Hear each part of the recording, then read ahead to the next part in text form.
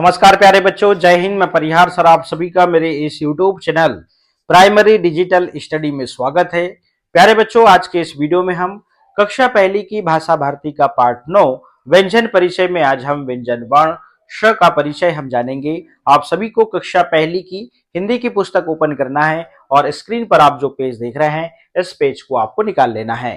तो बिना देर के हम वीडियो की शुरुआत करते हैं और सबसे पहले हम व्यंजन वर्ण श का परिचय हम जानते हैं।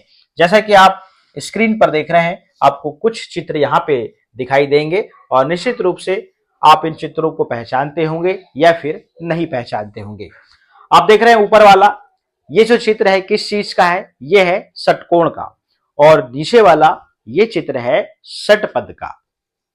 ठीक है ना। अब ये तो कीड़ा, मगर इसके आप देख रहे हैं 6 पैर है। षटपद का मतलब होता है 6 पैर वाला कीड़ा। ठीक है ना।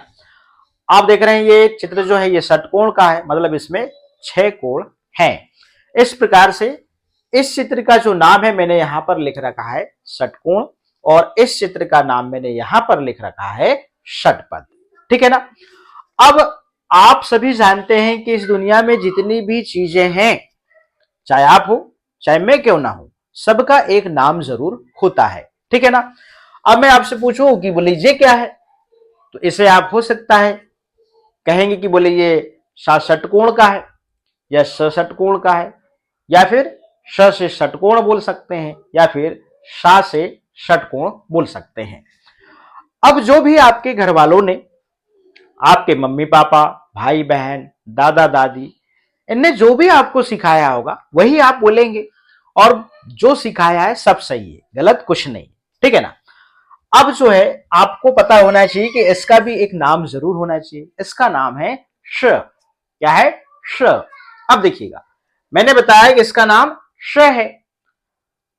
अब इस व्यंजन वर्ण और इन चित्रों के साथ में इसका संबंध क्या है? इन चित्रों के माध्यम से आपके घर में इस व्यंजन वर्ण को बोलना और पहचान ये दोनों सिखाई गई। अभी आप इस व्यंजन वर्ण को सिर्फ षटकोणका के नाम से ही आप उच्चारण करते हैं। ठीक है ना। अब मैं बता देता हूं कि इस व्यंजन वर्ण और इन चित्रों में क्या संबंध है। देखिएगा, जब हम छोटे रहते हैं तब हमें चित्रों से बहुत ज्यादा लगाव रहता है और उनको जानने की बहुत ज्यादा इच्छा होती है। जब हमें घर में सिखाया जा रहा था इस व्यंजन वर्ण को बोलना, इसके पहले हम इन चित्रों से परिचित थे। तो जिनसे हम परिचित होते हैं उन्हीं का तो माध्यम लेते हैं सिखाने के लिए और परिचय कराने के लिए। अब मान लीजिए एक बच्चा है और एक पिता है। यदि हमको बच्चे की पहचान बताना है तो हमको पिता के साथ में उसका परिचय बताना पड़ेगा कि ये फलाने का बेटा है। ऐसे ही यहां पे जो है इनकी पहचान के माध्यम से आप इस व्यंजन वर्ण को आप सीखते हैं। दूसरी चीज मैं बताता हूं कि आप देख रहे हैं ये षटकोण शब्द है। षटकोण शब्द में आप देखेंगे पहला जो व्यंजन वर्ण है वो है श है। अब यहाँ पे षटपद शब्द देखिए, इसमें आप देखेंगे इस शब्द में इसका पहला व्यंजन वर्ण क्या है? श है, यही वाला व्यंजन वर्ण। इसलिए इन चित्रों के माध्यम से इस व्यंजन वर्ण की पहचान सिखाई जाती है। अभी आप षटकोण बोलना सीख जाइए, जब आप स्कूल जाएंगे तब आपके टीचर बता देंगे कि ये क्या है। तो इतना काम आपके घर वाले जरूर कर देते हैं। अब आप कक्षा पहली में आ गए, अब मेरा जो काम है मैं करने जा रहा हूं। ठीक है ना। तो ये संबंध है चित्रों और इन व्यंजन वर्ण के बीच में। ठीक है ना। अब दूसरी चीज, बोले सर हम जो घर में सीखे हैं उसको भूलेंगे कैसे? तो उसको समझ लीजिए। उसके लिए एक छोटी सी एक कविता है। श को ष षटकोण का या फिर ष षटकोण का या फिर स से षटकोण नहीं बोलेंगे, श को श बोलेंगे। इस प्रकार से आपको गुनगुनाना है। श को ष षटकोण का नहीं बोलेंगे, श को श बोलेंगे। इस प्रकार से आपको गुनगुनाना है। तो जो आप सीखे थे उसको थोड़ा सा भूल जाएंगे और जो आप सीखना चाहते हैं वो आपको याद रह जाएगा। मगर एक बात थोड़ा सा आपको अपने माइंड में क्लिक करके रखना होगा कि हिंदी वर्णमाला में आपको 3 प्रकार के श देखने मिलेंगे। अभी हम इसके पहले ये वाला सीख गए हैं। इसकी पहचान के लिए हमको श से शलजम याद रखना ही पड़ता है, और इसकी पहचान के लिए हमको श से षटकोण याद रखना ही पड़ता है। अभी हमने देखा था कि इसका जो उच्चारण है, थोड़ा उच्चारण के बारे में समझ लीजिए। जैसा हम च व्यंजन वर्ण का उच्चारण कर रहे थे, वैसा ही हम इस स का कर रहे थे, ठीक है ना। अब हम इस स की बात करते हैं। जिस प्रकार से आप ट व्यंजन वर्ण का उच्चारण करते हैं, ऐसे आप इस श का करिए। अब इसमें क्या हो रहा था, आपकी जो जीभ है ना, ऊपर के बीचों बीच भाग वाले को छू रही थी। जैसे च बोलते हैं, देखिए, तो जीभ ऊपर तालू में टच हो रही है, और च वैसे आप बोलिए स, बोल दिए। अब आपको ट के समान इस व्यंजन वर्ण को बोलना सिखाता हूं। अब आप ट बोलिए, तो आपकी जो जीभ है पीछे मुड़ रही है और तालू के पीछे वाले भाग में टच हो रही है। हो रही नहीं हो रही, ठीक है ना। तालू मतलब ये ऊपर वाला भाग, जीभ के ऊपर वाला भाग। अब ट बोलिए, तो ट बोलने में जीभ पीछे जा रही है, तो वैसे आप इसको श बोलिए, जीभ को मोड़ते हुए ऊपर छुआएंगे, जैसे आप ट को बोलते हैं, श श, ऐसे, ठीक है ना। तो मैं इनको बोलना भी सिखा दिया, बोलना सिखा दिया।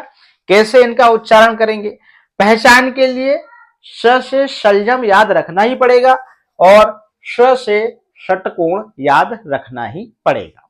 मगर जो मैंने कविता बताया उसको तो याद रखिए, ये भी याद रखिए और वो भी याद रखिए, ठीक है ना।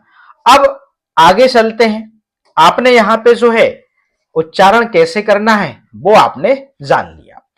अब दूसरी चीज, भूलना कैसे है, जो हमने सीखा है वो भी बता दिया मैंने। उच्चारण कैसे करेंगे वो भी बता दिया मैंने। अब मैं बात कर लेता हूं, कुछ बच्चे इसको श ना कह के शा कहते हैं। तो श कहना है, शा कहना है, इसको समझ लीजिए। आपको पता है अ से लेके अह तक हमने स्वर सीखा, और अ स्वर की मात्रा नहीं होती। जब अ स्वर की मात्रा नहीं होती तो मात्रा गई कहां। अ स्वर जो है पूरे व्यंजन वर्णों में मिला होता है, तब जाके हम उनका स्वतंत्र रूप से उच्चारण कर सकते हैं, ठीक है ना। होता क्या है कि पूरे व्यंजन वर्ण जो थे वो पूरे आधे हैं।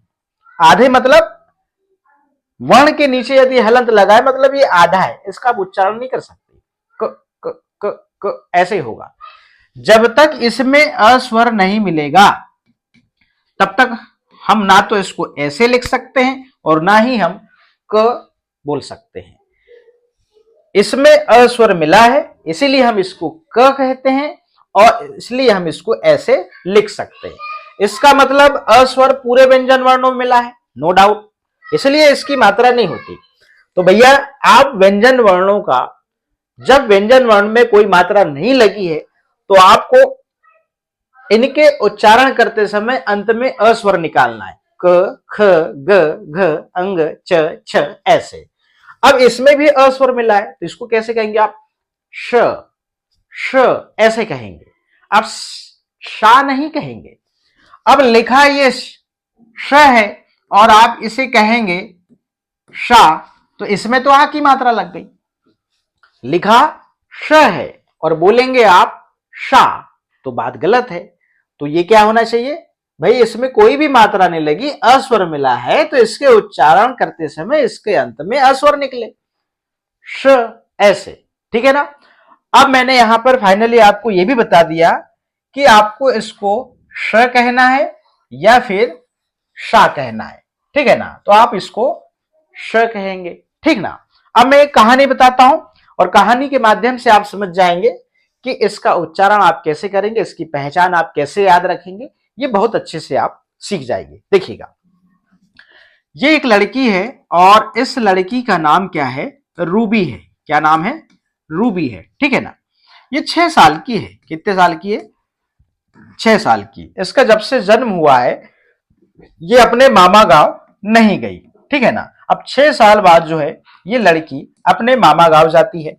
ये रही रूबी की मम्मी, तो ये है रूबी की मां, जिसका नाम है सीमा। जिसका नाम क्या है, सीमा है, ठीक। अब रूबी जो है 6 साल बाद मामा के गांव जाती है। ये रहा रूबी का मामा। ये कौन है भैया? ये रूबी का मामा है। ठीक, ये रूबी के मामा के गांव में ये एक आदमी है। ऐसे आदमी बहुत है, ठीक है ना। तो यहां पे हमने सिर्फ एक आदमी लिया, ठीक है ना। तो वहां के लोग तो इस रूबी को नहीं पहचानते, देखे ही नहीं, जब से जन्म हुआ है तो ये गई नहीं है। अब रूबी जो है 6 साल बाद अपने मामा के गांव जाती है, तो ये आदमी तो नहीं पहचानता। तो ये आदमी जो है रूबी के मामा से पूछता है, बोले जी कौन है? तो रूबी का मामा बताता है कि बोले सीमा की बेटी ये रूबी है। तो सीमा का नाम क्यों लिया? क्योंकि ये आदमी सीमा को पहचानता है, इसलिए सीमा की पहचान बताते हुए ये रूबी का परिचय करा रहा है। और मामा इस आदमी को बताता है कि बोले ये सीमा की बेटी रूबी है। अब ये आदमी समझ जाता है, पहचान जाता है, बोले सीमा की बेटी है ये, क्योंकि ये तो सीमा को जानता है ना। सीमा इस गांव में जन्मी है, पली बड़ी है, और वहीं से उसकी शादी हुई है और ससुराल गई है, ठीक है ना। तो ये आदमी सीमा को पहचानता है। अब फाइनली जो है ये आदमी जो है इस रूबी को जो है पहचानने लगा। अब ये आदमी इसको सिर्फ रूबी कह के बुलाता है, ये कह के नहीं बुलाता कि बोले सीमा की बेटी रूबी इधर आओ, सीमा की बेटी रूबी क्या कर रही हो, ऐसे नहीं बुलाता। सिर्फ और सिर्फ रूबी कह के बुलाता है, ठीक है ना। अब उसी प्रकार से आपके घर वालों ने सबसे पहले इन चित्रों के माध्यम से इस व्यंजन वर्ण की पहचान आपको कराई या सिखाया, और बोलना सिखाया कि बोले ये ष षटकोण का है या सा षटकोण का है या स से षटकोण है। ऐसे पहचान जो है आपको पहले कराई गई। अब 6 साल बाद आप स्कूल आए भैया, कक्षा पहली में मेरे पास आए। अब मैं जो है इस व्यंजन वर्ण का परिचय करा रहा हूं, तो मैं भी आपको बताता हूं कि भैया ये श से षटकोण है, मगर इस व्यंजन वर्ण का क्या नाम है? श है, श, ठीक है ना। अब जिस प्रकार से इसके मामा ने इस रूबी का परिचय इस आदमी से कराया, वैसे ही मैंने इस व्यंजन वर्ण का परिचय आपसे कराया और आपको बताया कि इसे क्या बोलना है। अब जिस प्रकार से ये आदमी सीमा की बेटी रूबी ना कह के सिर्फ रूबी कहता है, वैसे ही आप इसे ष षटकोण का या सा षटकोण का ना कह के आप सिर्फ और सिर्फ श कहे, ठीक है ना। हाँ, यदि आपसे कोई पूछता है कि कौन सा वाला स, तब आप बोलेंगे कि श से षटकोण।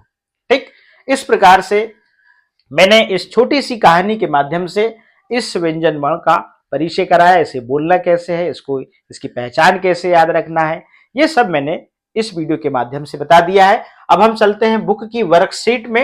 वर्कशीट में किस प्रकार से आपको लेखन अभ्यास करना है, इसको थोड़ा सा आप सीख लीजिए।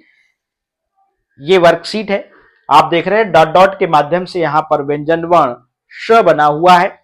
यहां पे आपको पेंसिल चलाना है और आपको बोलते भी जाना है, ठीक है ना। इस प्रकार से आप यहां पेंसिल चलाएंगे और आप उच्चारण भी करते जाएंगे श, ऐसे, ठीक है ना। ये देखिए ऐसे श, ये देखिए श, श,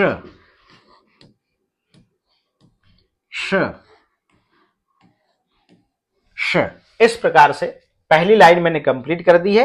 नीचे की 3 लाइन आप कंप्लीट करेंगे।